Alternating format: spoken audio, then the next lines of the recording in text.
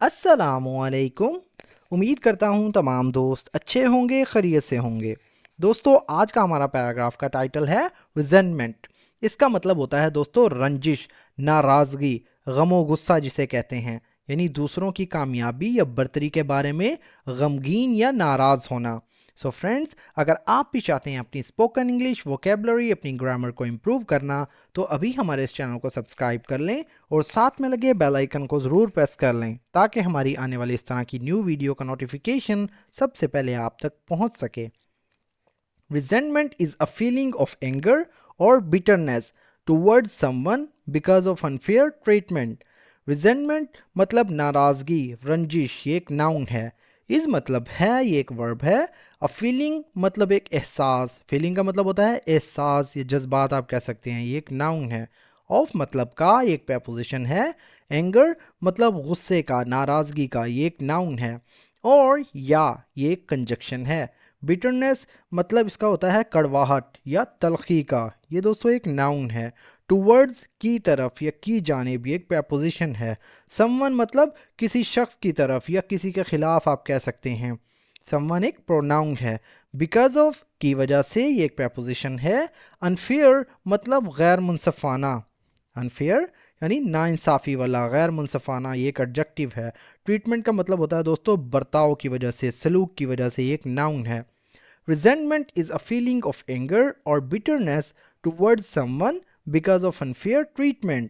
नाराज़गी गैर मुनसफ़ाना सलूक की वजह से किसी के खिलाफ गुस्से या तलखी का एहसास है। It grows when people feel ignored, disrespected or treated unfairly. It मतलब ये एक प्रोनाउन है। ग्रोज मतलब बढ़ता है या तरक्की करता है, ये एक वर्ब है। when जब, ये कंजक्शन है। पीपल मतलब लोग, ये एक नाउन प्लूरल है। फील इग्नोर्ड मतलब नज़रअंदाज महसूस करते हैं। फील का मतलब होता है दोस्तों महसूस करना या महसूस करते हैं, ये एक वर्ब है। इग्नोर्ड यानी नज़रअंदाज किए जाना, तवज्जो ना देना, ये एक एडजेक्टिव के तौर पर यूज़ कर रहे हैं। डिसरिस्पेक्टेड इसका मतलब होता है दोस्तों बेइज्जती किए जाना या बेइज्जत किए जाना, ये भी एक एडजेक्टिव है, पास्ट पार्टिसिपल। और या, ये कंजक्शन है।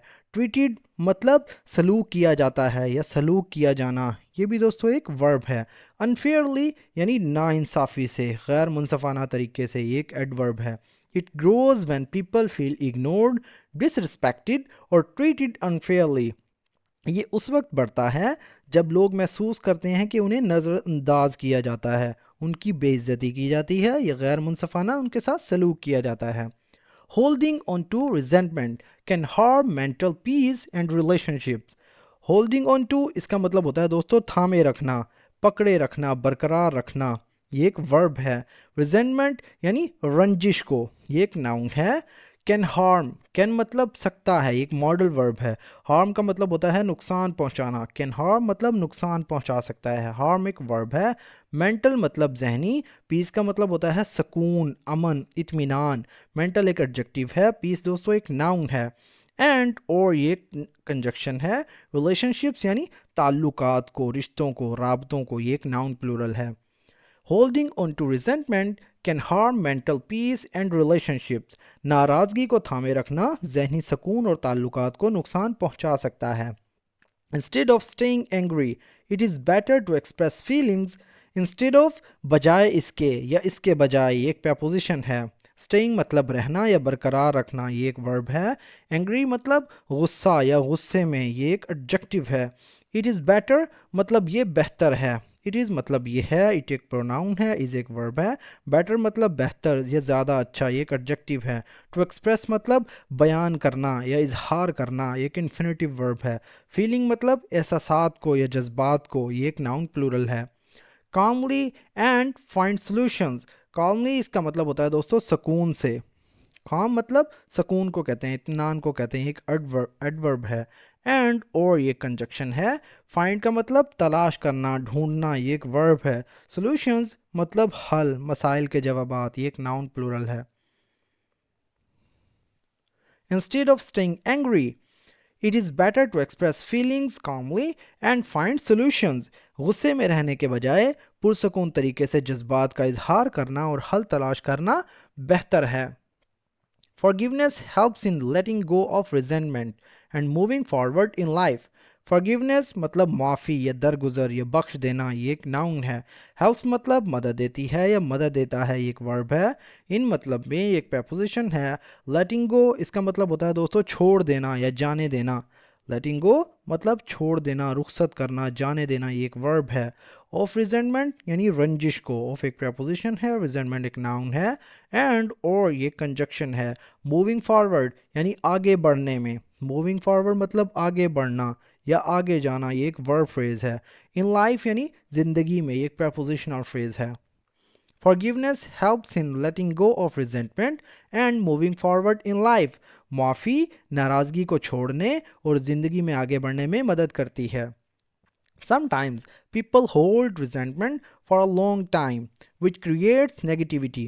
Sometimes कभी कभार, बाज़ औक़ात, ये एक एडवर्ब है. People मतलब लोग, ये एक नाउन प्लूरल है.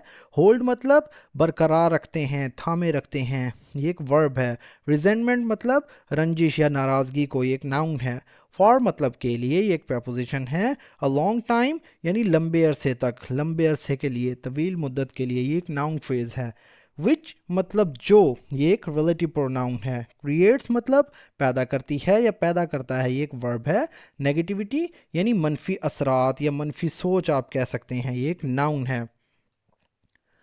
Sometimes people hold resentment for a long time, which creates negativity. बाज़ औक़ात लोग तवील अरसे तक नाराज़गी रखते हैं जो मनफी असरात या मनफी सोच पैदा करती है. Understanding others' perspectives can reduce these feelings. Understanding समझना, ये एक वर्ब है. Others मतलब दूसरों के या दूसरों को आप कह सकते हैं, एक पोजेसिव प्रोनाउन है.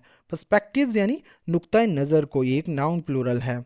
कैन रिड्यूस मतलब कम कर सकता है. कैन एक मॉडल वर्ब है, रिड्यूस एक वर्ब है. दीज मतलब इन, फीलिंग्स कहते हैं एहसासात को, जज्बात को. दीज एक डिमॉन्स्ट्रेटिव एडजेक्टिव है. फीलिंग्स दोस्तों एक नाउन प्लूरल है. Understanding others perspectives can reduce these feelings. दूसरों के नुक्ता नज़र को समझना इन एहसासात को कम कर सकता है. Life becomes easier when we focus on positivity. Life मतलब ज़िंदगी, ये एक नाउन है. बिकम्स मतलब हो जाती है, बन जाती है. ईजियर मतलब आसान. बिकम्स एक वर्ब है. ईजियर दोस्तों एक एडजेक्टिव है. व्हेन मतलब जब, ये कंजक्शन है. वी फोकस हम ध्यान देते हैं, हम तवज्जो देते हैं. वी एक प्रोनाउन है. फोकस एक वर्ब है. ऑन पॉजिटिविटी यानी मस्बत रवैये पर, मस्बत सोच पर आप कह सकते हैं. ऑन एक प्रपोजिशन है. पॉजिटिविटी अच्छी सोच, मस्बत रवैया, एक नाउन है. Rather than past hurt, rather than बजाय इसके. रादर देन दोस्तों हमारे पास एक क्या है, रादर देन है एक कंजक्शन. पास्ट हर्ट्स इसका मतलब होता है दोस्तों माजी के ज़ख्मों पर. पास्ट कहते हैं माजी को, गुजरा हुआ वक्त, एक एडजेक्टिव है. हर्ट्स मतलब तकलीफ या ज़ख्म जिसे कहते हैं, चोटें, एक नाउन प्लूरल है. Life becomes easier when we focus on positivity rather than past hurts. ज़िंदगी उस वक्त आसान हो जाती है जब हम माजी की तकलीफ़ों के बजाय मस्बत रवैयों पर यानी मस्बत सोच पर, आप कह सकते हैं मस्बत सोच पर तवज्जो देते हैं, ध्यान देते हैं. Letting go of resentment brings peace and happiness. Letting go जैसा कि मैंने बताया छोड़ देना या जाने देना, ये एक वर्ब फ्रेज है. ऑफ मतलब को, रिजेंटमेंट यानी रंजिश को. ऑफ एक प्रपोजिशन है, रिजेंटमेंट एक नाउन है. ब्रिंग्स मतलब लाता है. ब्रिंग का मतलब होता है लाना. ब्रिंग्स मतलब लाता है, ये एक वर्ब है. पीस मतलब सुकून या अमन, ये एक नाउन है. एंड और ये कंजक्शन है. हैप्पीनेस मतलब खुशी या खुश रहना, ये एक नाउन है. Letting go of resentment brings peace and happiness. नाराज़गी को छोड़ने से सुकून और खुशी मिलती है. या नाराज़गी को छोड़ देना रंजिश, नाराज़गी यानी रंजिश को छोड़ देना अमन और खुशी लाता है. सो फ्रेंड्स, ये था हमारा आज का पैराग्राफ. अगर वीडियो आपको थोड़ी सी भी यूज़फुल लगी हो तो प्लीज़ हमारे इस वीडियो को लाइक करें और इसे अपने दोस्तों के साथ भी शेयर करें. तो दोस्तों मिलते हैं अपनी नेक्स्ट वीडियो में, तब तक के लिए